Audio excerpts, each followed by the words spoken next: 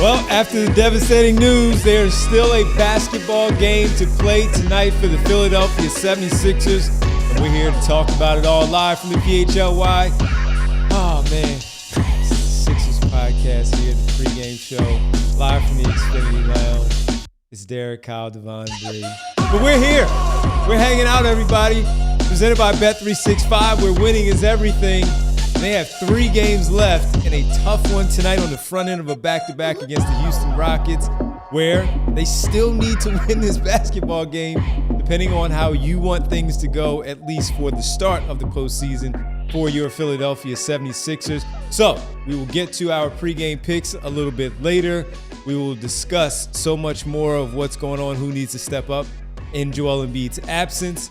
We have to talk about, do they have any chance going forward with this basketball team as currently constructed without Joel Embiid? And as we get started, Derek and Kyle and Bree were able to join you a little bit earlier for the breaking news emergency podcast, stating everything with Joel Embiid, with the latest from the 76ers. And just for people who are checking in right now with the medical update, Joel Embiid diagnosed with an appendicitis and underwent surgery this afternoon in Houston. Updates will be provided later from the team. And this is just not good. Bad timing as always when it comes to any news with Joel Embiid and his injury history overall. As I mentioned, 3 games left. Huge basketball game tonight that was already a must-win, Derek, for them tonight.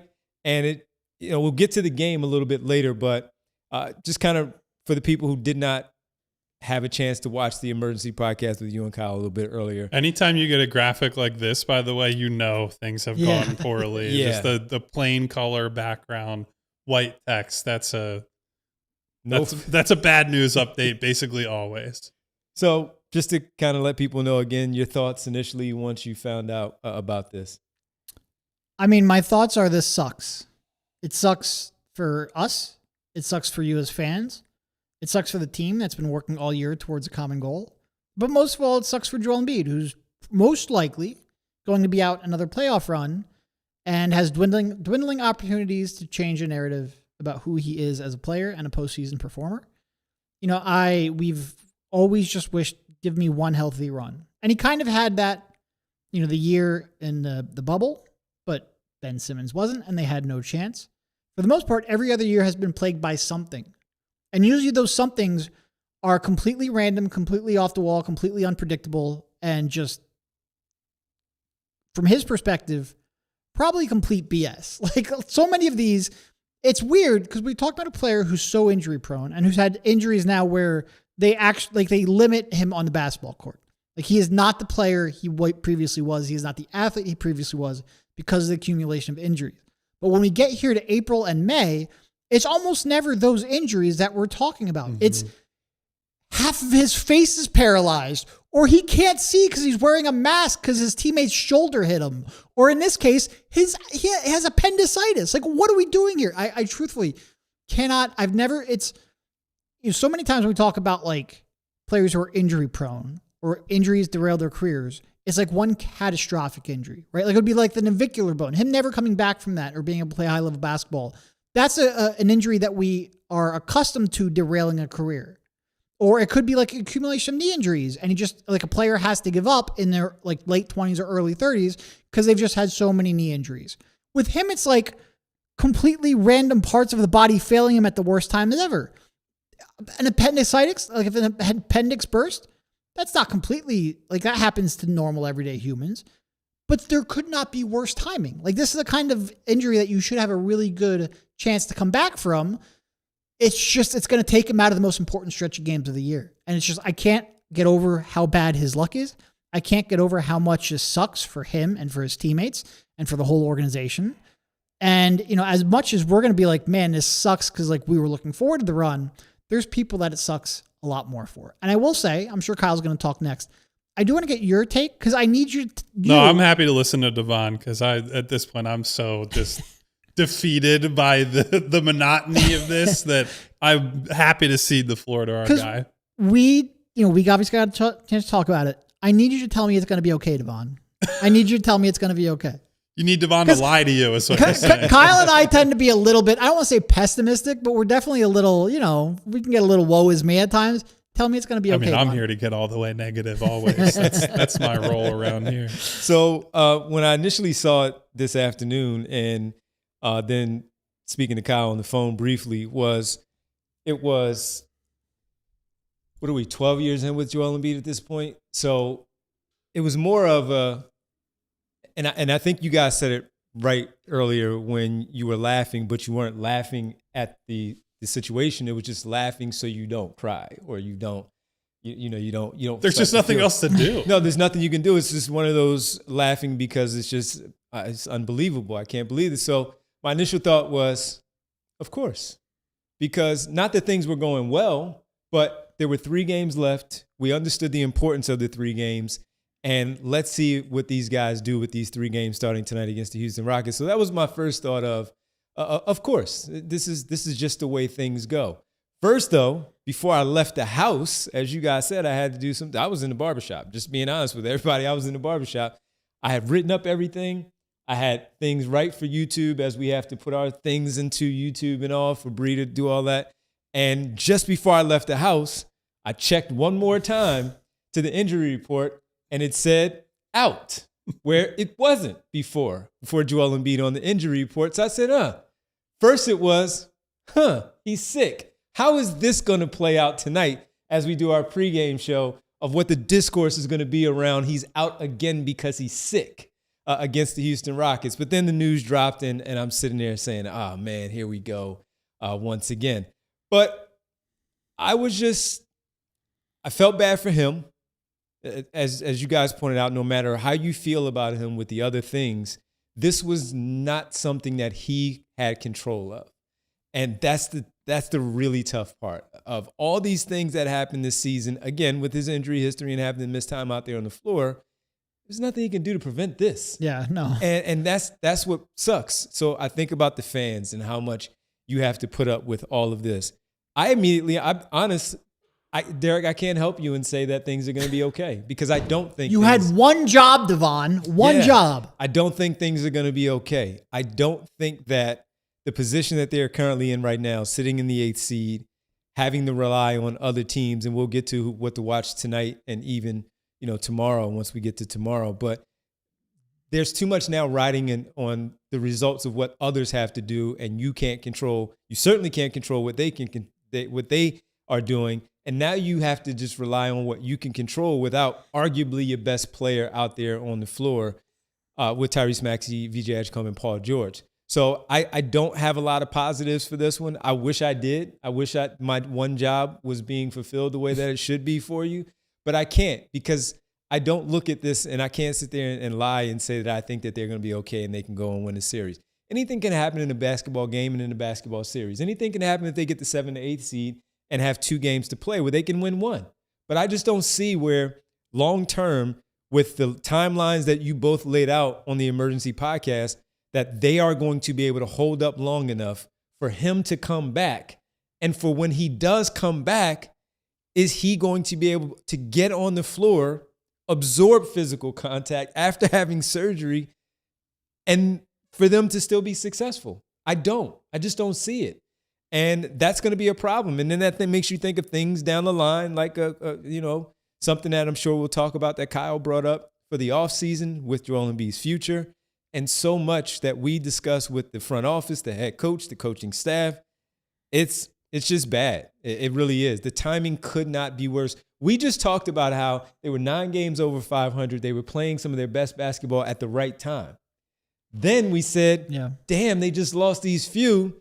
This could not be happening again at the wrong time. Now this happens at the worst time, where they have 3 games to play, where they need to win tonight. You mentioned against the Spurs. Hey, maybe they can steal this one, lose to the Rockets, or beat the Rockets. No, I said they were going to lose to the Bucks. Right, or lose to the Pacers or something that you said. And now there's no room for error anymore for where they are right now. And I don't see any positive in this at all. I mean, at all. I don't even necessarily care about these next 3. To me, I'm so down that it doesn't matter. Derek's in the dark and place. you talk about the timing. everything you've looked, it's like 3 to 6 weeks realistic. 3 weeks would be very, very early. I think I saw In Street Clothes say like 24 days is about the average of time missed. Expecting the average with this team and specifically with this individual seems like wishful thinking. So you're talking about, probably early to mid-May at the earliest. That's second round. And May 4th is the expected start of the second round, by the way. It could technically be moved up to the second or third, but that would be shorter than that average timeline to return. So, yeah, the timing, we just talked. I am pro stars in their 30s taking 6 weeks off in January and February. Paul George has convinced me everyone should do that. You can't do it in April and May, though. My only other question is, does anybody know how expensive that coffee table is? Well, you going to flip it? When I eventually flip it, I'm sure they're going to bill me, so I just want to know ahead of time. So I think they would understand why. Are you guys familiar with the term the monkey's paw, the origin of that? For anybody who is in the chat, there is a short story, I believe it's from the early 1900s, about a family that inherits a mummified monkey's paw and is told that it has magic. It can grant your wishes, but those things come with potential consequences. And the story is about not tempting fate, essentially. So in that story, the husband of the family asks for $200. The finger on the monkey's paw curls. Their son dies in a horrific work accident, and the compensation they get for that is $200. What I'm saying to you is that the Sixers are if the monkey's paw story was an NBA franchise. It's what if you could get this guy who was plucked out of a basketball without borders camp in Africa. He became one of the most talented players of his generation.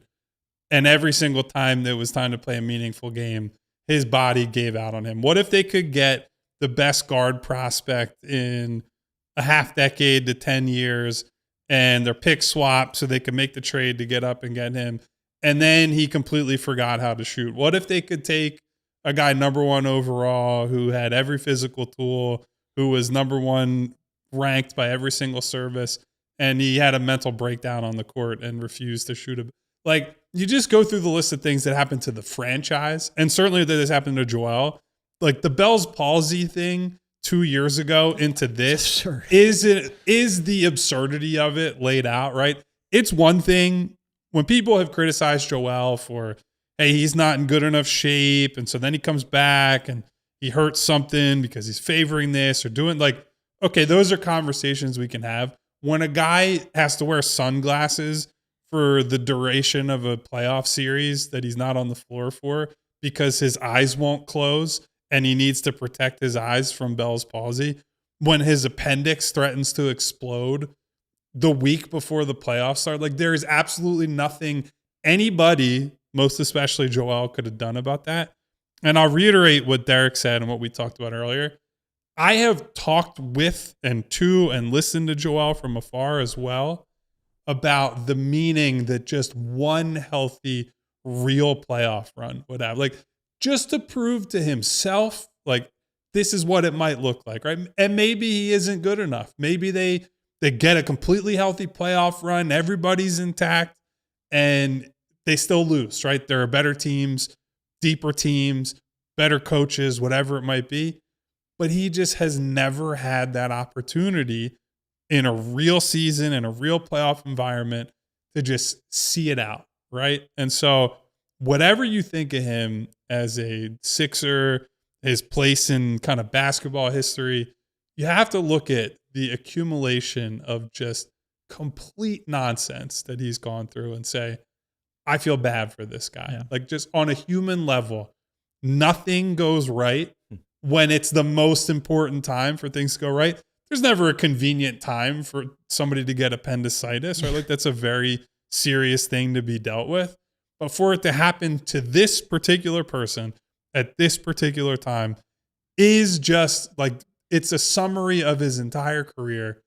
And I feel bad for him first, second, and third. And then you just go to everybody else and say, these guys have worked so hard. They committed to this plan. Maxey playing 40 minutes a night. And back to the monkey's paw analogy. You finally got a season where the other star was healthy. Maxey's on the floor. Joel's knees have held up. And now he's going to have an organ removed. Like 3 days, 4 days before the season ends. You cannot make this stuff up. And I wish I could sit here, and I wrote about this today.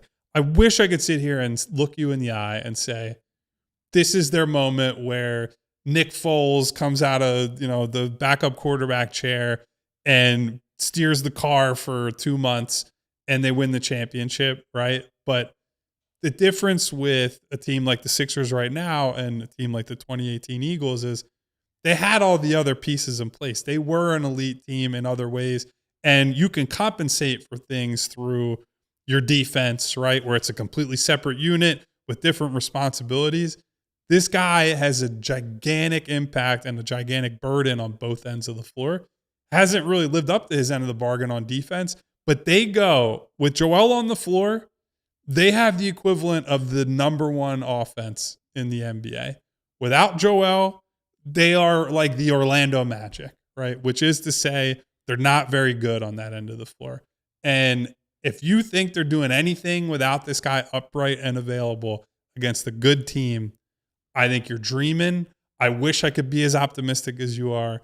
And now all we have left is Tyrese Maxey, VJ Edgecombe. I hope you can get some meaningful reps together in a playoff environment, and you come back next year and pick up the pieces, because today was a very bad day.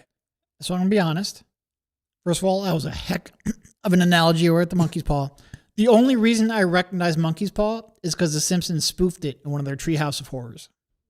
Just to out myself. That's probably the first time I heard it too. So at this point, things are just cruel when it comes to what's going on with Joel Embiid. No matter what you think about him, just want to be able to, if he loses and has to take the heat because he lost healthy, then he takes that heat. Mm-hmm. This is something totally different. When we come back, we'll talk a little bit more about it. We'll even show you the injuries that Kyle laid out there of his history, mainly the playoff stuff going in or as the playoffs were underway. We'll do that. We'll talk about the game a little bit here tonight, because I think they can still definitely beat the Indiana Pacers and do the same. I sure hope they can against the Milwaukee Bucks. But what about tonight on the first end of a back-to-back without Joel Embiid, without the news, the stuff that Kyle pointed out in the emergency pod and in his story at allphly.com that you should all go read. Let's do it for Joel, that kind of thing.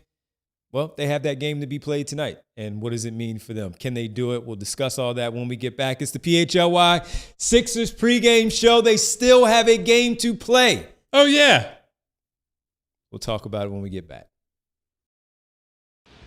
Bet365, where winning is everything, and any Philly fan knows you can never leave a game early. You just can't. Good chance you'll simply miss something memorable. But now, thanks to Bet365's early payout offer, leaving early has never been safer. If the team you're riding with goes up by 10 points at any point in the game, Bet365 will pay out your offer right there on the spot. It's that simple, because Bet365, they know you have the city with America's best fans. Download the app, use code PHLY365 right now. And at Bet365, right now, the only thing better than winning is winning with not just your money, but with their money. And Bet365 has their new $365 offer where you bet 10, place a bet there for $10, and you get $365 credited to your account only at Bet365. All you have to do, sign up, code PHLY365, make a $10 bet. Win or lose, you'll be given $365 in bonus bets, because it never hurts to have a little extra money. Guys, next up, we want to make sure we tell you about Xfinity, specifically about the 5-year price guarantee. Because what if you could have reliable and intelligent Wi-Fi? And what if you could keep it at the same price for 5 years? That's the Xfinity 5-year price guarantee. Imagine Wi-Fi that makes everything in your home work together, that finds and fixes problems before you even notice them. Like super intelligent Wi-Fi with a 6th sense. That lets you stream the game even when the whole family is online. All your devices working in perfect harmony for 5 whole years. Here's the best part. There's no annual contracts, there's no hidden fees, and you get Xfinity's best equipment included. Take it from me, a lot can change in 5 years. Championships are won, records are broken, dreams grow bigger. But your Wi-Fi, it should stay reliable, and the price should stay put. Lock in your price and unlock the possibilities with Xfinity. Learn more at Xfinity.com. Xfinity, imagine that. Select plans only. Restrictions apply. And we're back here on the PHLY Sixers pregame show. Sixers Rockets tonight, 8 o'clock. Big game for the basketball team, of course, with 3 games to go. Back-to-back tonight, going into tomorrow against the Pacers, both on the road, home. The regular season finale against the Milwaukee Bucks. And we still don't know. It's still unclear if Giannis will play on Sunday. And we'll see about that as we get a little bit closer. But let's take a look at the quick graphic real fast that Bree put together. Then we'll get to the games to watch, how they win this one tonight or how they stay in this one. 2018, the orbital fracture and the concussion. That, of course, references back to the Markelle Fultz bad dribble handoff into his face. Just an illness and knee tendonitis in 2019. As we know, 2020 is not up there, but that was in the bubble. And no Ben Simmons for that run. 2021, he has the torn meniscus, but does come back and play. 2022, the torn thumb ligament and the orbital fracture, both against the Toronto Raptors, where that was probably the healthiest had those things not happened going into that next round. And 2024, this is, the Bell's palsy and meniscus surgery, comes back against the Knicks.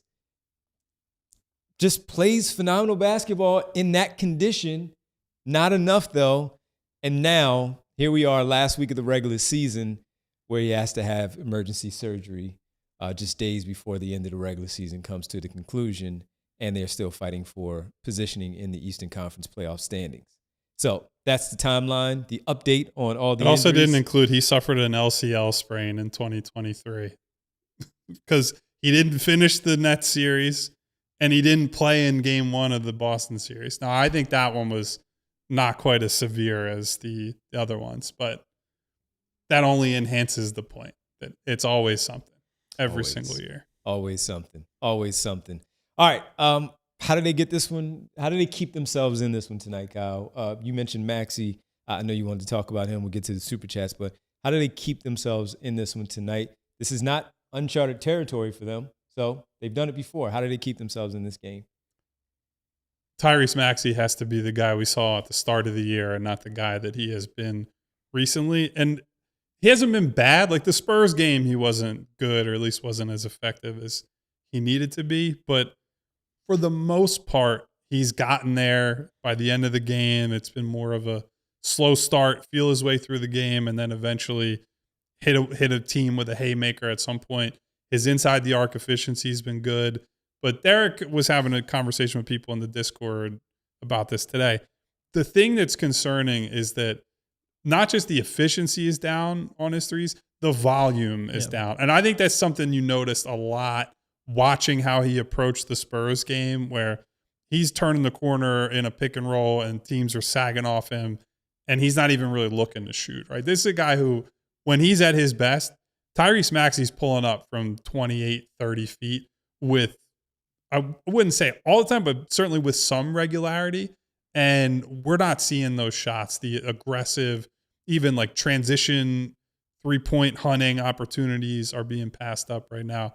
So some of it could just be a mentality thing where it's like, hey, I got to set the table for people. But we all came away from the Spurs game saying, he just looks like something isn't right, and he's a little bit gun shy because of it.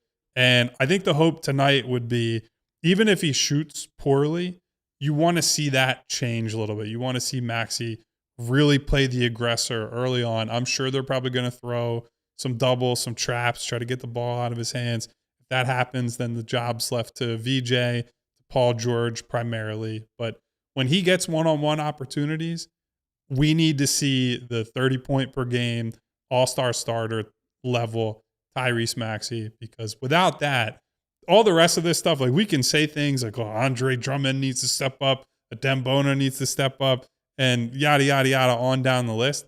If it doesn't start with elite Tyrese Maxey, it's kind of the start and the end of the conversation with this team. And the physicality that was there against the Spurs, where you have Castle, Vassell, Champagny, and all, Fox, all those different guys coming off the bench, Carter Bryant, it doesn't get easier tonight. No. You have Thompson, Eason, Smith, Durant, Şengün. A lot of big athletic guys. Yeah, they're going to try to switch on, get him caught on to Reed Shepherd, but they're also going to try to help out Reed Shepherd. Yeah.